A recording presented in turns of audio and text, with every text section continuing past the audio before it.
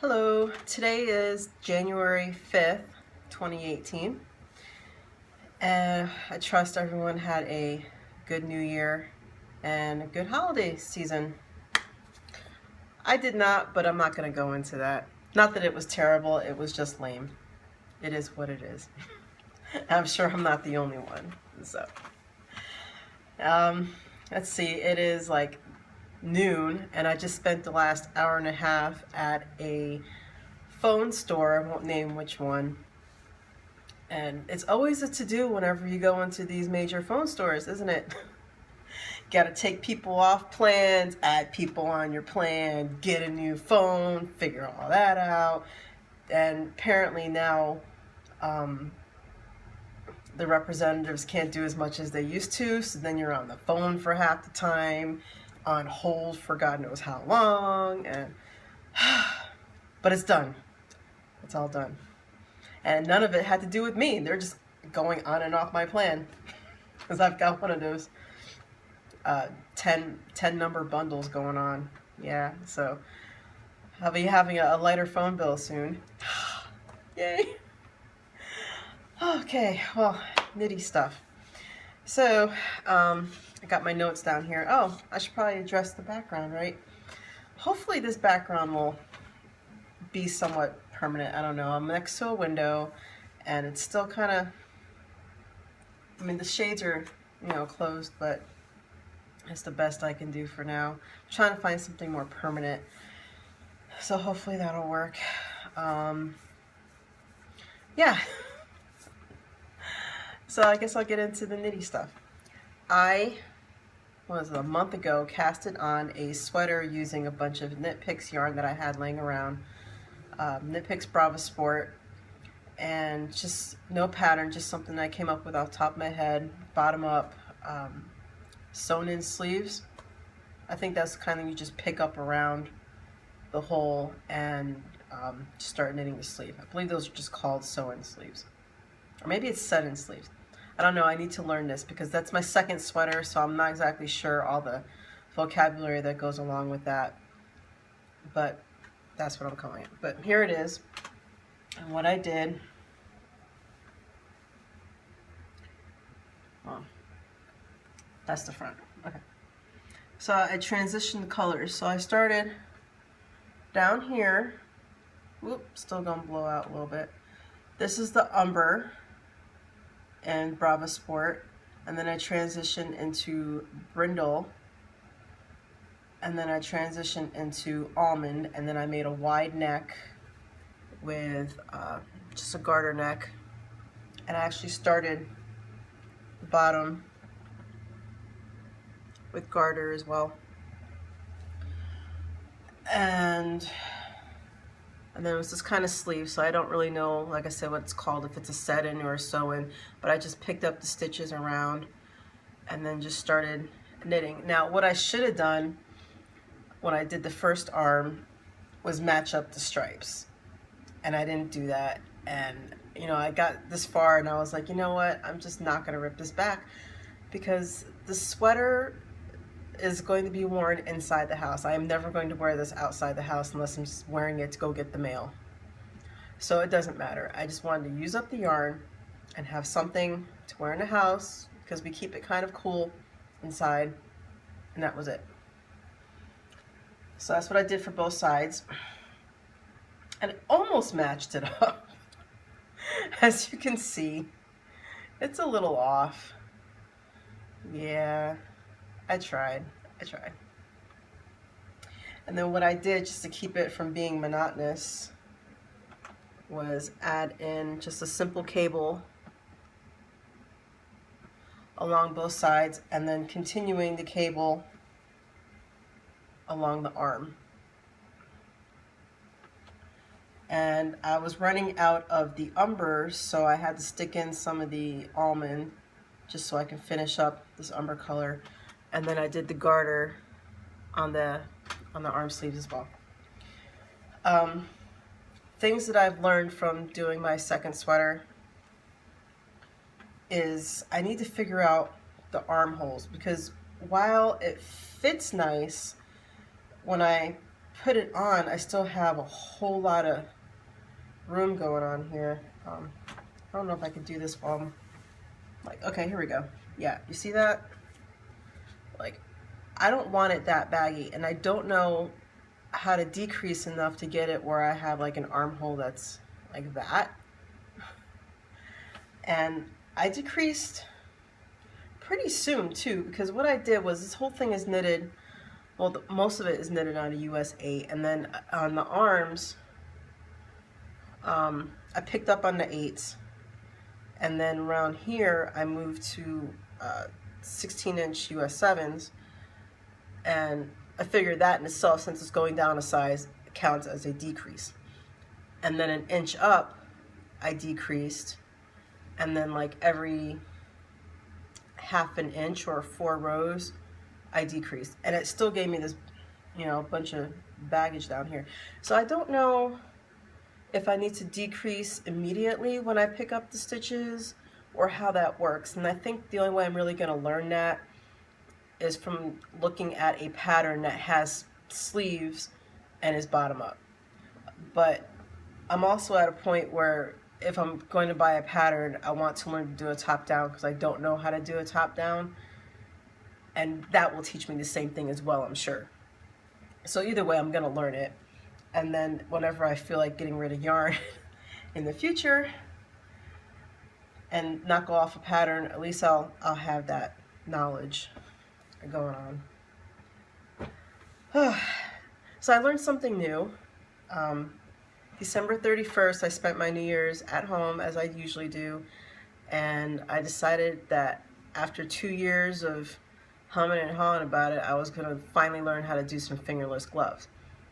So I picked up some cheap acrylic that I had in my stash and sat down with a pattern. I didn't write it down in my notes because I wrote my notes way before I was going to podcast like a week ago, and it just didn't happen.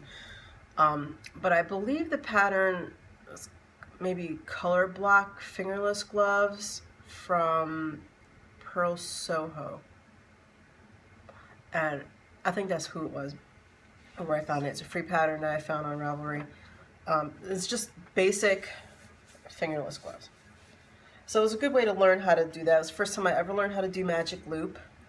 And it was really fiddly at first because I was going to do it on DPNs. And the reason why I've been avoiding doing fingerless gloves for 2 years is because I hate working on DPNs. Because while I can do it, there's just so many things in the way that just frustrates me. So once I finally figured out how to hold my needles correctly for magic loop, game changer, like, oh my goodness.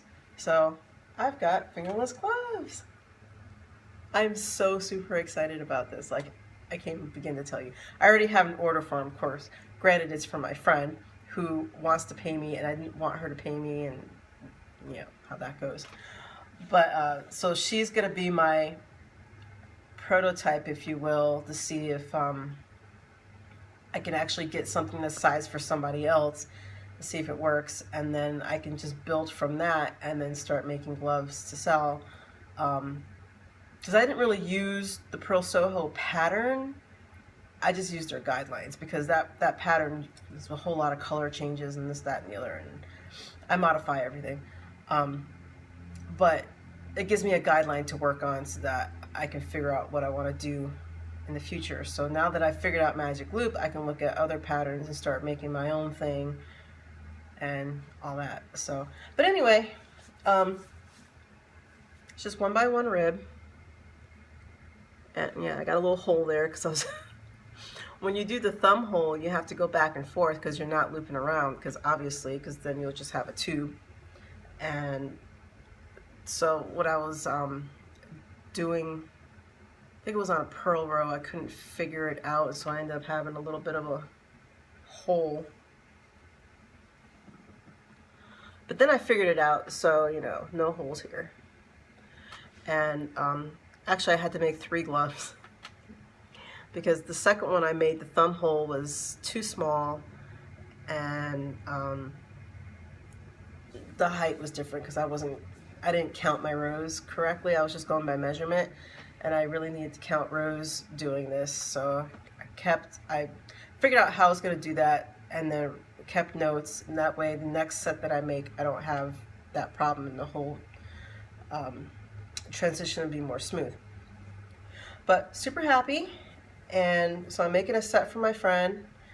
I'm going to do some ear warmers to go with it, and then I think after that, because I've done this pattern a couple times now, I'm going to move on to something harder. I want to learn to actually make fingers, and I know that's going to use DPNs.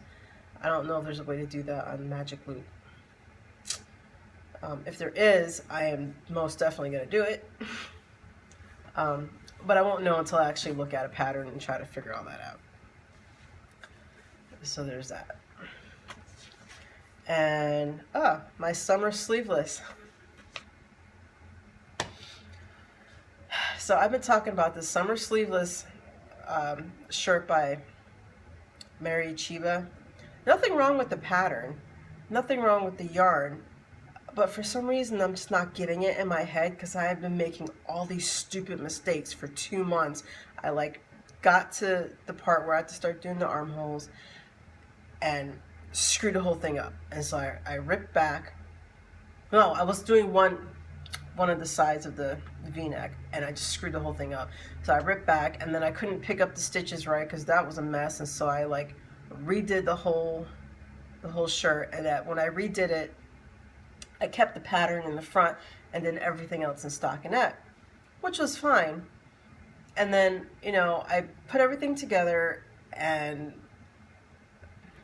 I think because of the length of where I started the armhole to where I needed to do the 3-needle bind off on the top, it was too thick, and so it was all bunched up, and you know. And so I got so frustrated at that point, I threw it in a corner, and I was like, you know what, I can't look at this right now. So it's hibernating in my closet because I just can't. I think what I'm going to end up doing is I think this pattern is just not for me. Like I said, there's nothing wrong with the pattern, nothing wrong with the yarn. It's just my brain. So I'm gonna scrap it and then either find another pattern with that yarn, or maybe make another cowl shell. And I think the designer for the cowl shell is Myrna Batten, and you'll see it on my project page. And that pattern's amazing, and it's flattering even for a plus size, and so I'm probably just gonna scrap that whole project and just make another cowl shell or something similar with the same kind of idea, and then that way I have another garment that I can wear and be happy about, because there's no point in knitting if it's gonna make you upset and you're not going to wear something and it just doesn't fit right, and you know, just frog it. But I can't look at it right now, so I'm sure I'll pick it up again in about a month or so, maybe. I do want to use that yarn because that yarn is beautiful, but yeah, it's just not happening right now. What else do I have? Oh, I'm gonna go get that stuff, so I'll be right back.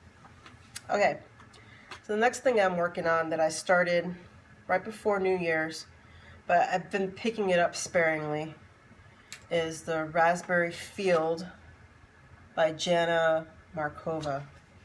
It's a free pattern on Ravelry. I'm using all my, what's the word? It's in my stash. Anyway, scraps. You know, I did have coffee. You'd never know it, but I did actually have coffee. I'm using my scraps, and so it starts off, you know, with the arrow type thing, the narrow end that goes out. And you know, I thought I was following the pattern. I'm all tangled up. I thought I was following the pattern, but apparently I'm doing something wrong, and I don't know what it is. I don't know why I'm so tangled up either, but whatever. So one side is supposed to be smaller than the other side, and while my numbers were right, it wasn't doing that. So I don't know what I was doing wrong. So I had to add stitches to this side so that this side would be narrower. And I think that as long as I end up before the lace part with the same number of stitches, it shouldn't be a problem. It's just going to look different. I mean, I'm already doing different anyway because, you know, because I modify, because I'm always modifying. So I just entered in, you know, the second color way sooner than I was supposed to, and doing it differently, but I'm trying to keep the general premise of the pattern. So this is Nitpicks Hawthorn and Blackbird. Try not to wash out the color there. And then this pink, well, here you go, there's the ball. So it's like blacks and a little bit of darker and medium tones of gray. And then this pink color that I added in there is Arletta, and it's just a bunch of, well, it looks really fuchsia on the screen, but it's more of a deep raspberry with light and medium tones of violet and tiny bit of gray mixed in, and a little bit of gold. I mean, you can kind of see the variances on the screen, but that pink is really fuchsia looking. That's not what it looks like. So I'm gonna, it's 4 or 5 different colors that kind of fade into each other, but it's not technically a fade. So the next color I'm going to do, I believe this was Eugene, and it's like dark purples and like various shades of purples, and it's, yeah, that's kind of blowing out too a little bit, but it's really pretty. And then this one is Jupiter. It's going to be the next colors. It's probably going to be the lace portion, and it's got speckles of orange and pink and 2 different types of purple, more like a maroon purple and a regular purple in there. Yeah, that picks it up pretty nicely. You know, the funny thing about this color is that I don't like it. It actually came with a set, but even though I don't like it by itself, it pairs beautifully with a whole lot of colors in the Hawthorn lines. So, you know, well done, Nitpicks, I have to say. And then, I don't remember, Kerns. This is Kerns. That's going to be the last color. And it's like gray lilac going on in there. So yeah, I'm going to take this tangled mess and, oh my god. I don't have a place to put this stuff, so I legit took a luggage bag and brought it over here and balanced everything on the luggage bag. Yeah, you know, I think this is just going to be my life until I'm actually settled into this house, and, you know, we're not there yet. Yeah, so it's going to be a while. But this is knitted on US 5s. It's fingering weight yarn, and I usually use US 5 for this, especially with the Hawthorn. I think it gives a nice fabric where it's still sturdy, but it's drapey, especially after you block it. It gets pretty soft and drapey. So there's that. And, oh, okay. Oh, actually, that's right here. Okay, excuse me.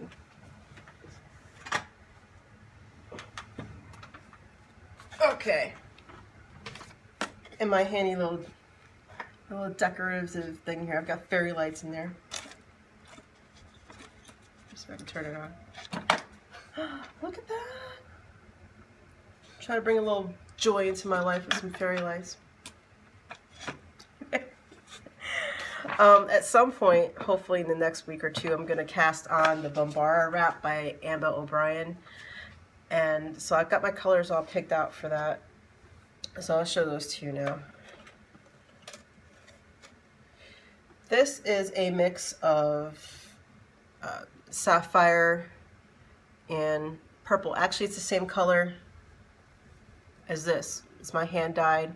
I keep all my rejects, so this was a reject. Not because there's anything wrong with it, it's just what I did was I over dyed it on something, and so it's not something that I'm probably going to be able to recreate. But it's similar. It's a similar pattern or dye technique to what I did to this, but it's a different base. This is on Pullover DK, and this is untreated 100% merino. But anyway, so it's sapphires and blues. Sapphire and purple. Oh my god. Oh. Okay, so that's one of the colors. And then this one is another over dye that I did, and it is not coming out at all. Yeah, this looks really, this looks very grassy on screen, and it's really not. It's really quite beautiful. It's like bright Kelly greens and sapphire blues, and then, you know, mid-tones of each kind, and it's just, it looks like crap on screen. I'm gonna be real. That's terrible. It's not terrible in real life. And then another color that I'm gonna do is from Redhead Fibers. She's not dyeing anymore, but she had a really pretty yarn. And this one is called Autumn Sunset. There you go. She's still on Instagram, but she's just under her like regular name, and she doesn't do yarn anymore. But I got this, and this is different tones of purples and raspberries and maroons and golds and yellow, and gorgeous. And this is another one of hers, Forget Me Not. And I had actually bought this, if you watch my earlier episodes, I was trying to come up with a design that just never came to fruition, and I actually bought this for that design, and it just never happened. But it's blues and greens and yellows and creams. So all together, and I don't know how I'm gonna work this together yet for the pattern, but there you go. We'll see how that goes. But I think it'll be beautiful. Okay, well, I'm not one for trends, but there's been a lot of people who are doing a Make 9 for 2019, and I'm not going to do that because, as some podcasters have actually admitted, you know, they'll come up with 9 things that they would like to do, and they know that they're not going to come up, you know, actually do those. So for me, it's kind of pointless to even bother saying, oh, these are the 9 things I'm going to make. But I just ordered a huge yarn order of undyed yarns so that I can dye it up for my business. And 5 or 6 of those skeins are actually going to be for me to cast on a sweater. So I'm trying to decide which sweaters I'm going to do, or which one of these 2 sweaters I'm going to do. So the first one that I was thinking about is the Hermosa Pullover by Stephanie Tallent. And then the next one I'm thinking of is the Sevrine by Vanessa Smith. So I don't know which one of those I'm going to do yet. I'm kind of leaning toward the Sevrine, to be honest, just because I really like the cabling that goes in the front, and I really love that, what do you call it, turtleneck type of neckline. And it's loose. I don't like it when it's tight, and that's why I never wore turtlenecks, but I like that it's a loose turtleneck and it just looks warm and cozy. So I'm probably going to go that route. And it's on a DK, I believe. I'm going to knit it in DK. I have to modify every single garment pattern that I look at anyway. So I think that might have been part of my problem with the Sommer sleeveless, to be honest, trying to modify. But I had to modify the cowl shell and it worked fine. I don't know. In any case, I'm going to have to modify. I already know. So, but I think it's on a DK, and I'm going to dye yarn in a DK. So that shouldn't be a problem. And I already know what color I'm going to do. It's actually going to be a very similar color to what's in the pattern. Like a purple, blend of purple pink going on. So I think I'm really leaning toward that one, so I'm probably going to do that one. But we'll see. It's going to be a while before I start anyway, because I got to get the yarn in, and I got to have time to actually dye the yarn and all that. Speaking of yarn, USPS is raising their rates in January. So for the whole month of January, I am offering free shipping in my Fiber Crafty shop, APLCRAFTS Handmade, And on my Etsy shop, also APLCRAFTS handmade, no codes needed for that one. It's just everything's all free shipping. So if you're eyeing anything, you can make use of that. The code for Fibercrafty is FreeShip2019. And I'm also, if you follow my Facebook page, I'm doing a Wild Wednesday. I figure, you know, let's do something new this year. So every Wednesday I'm going to pick one thing that I either make, accessory-wise, because I also sell things that I make, or I'm going to pick a yarn and it's going to be 50% off just for that day. So, you know, I encourage you, if you're interested in anything that I make or dye, to keep an eye out and see. You don't have to be a part of the group, but, you know, it's just something that I'm offering, and I'm only going to post it on the Facebook group. So if there's anything that you're looking at and you want 50% off, you know, keep an eye out and maybe one day I'll list it. So just something there. And I think that's it for today. Short and sweet. Oh, I should probably mention what I'm wearing, right? So I did not knit this. This is like an old Lane Bryant sweater. It's like 20 years old or some crap. But this is, it's from Ambah O'Brien, the Asana wrap. That's what it is. All my hand dyed. I actually sell these two colors. Now, they look like one color, but really it's two different colors. It's Cotton Candy Kisses is the brighter aqua, and the darker stripes is For the Love of a Mermaid. Yeah, so that's it. I hope you guys have a good weekend, and I'll talk to you soon. Bye.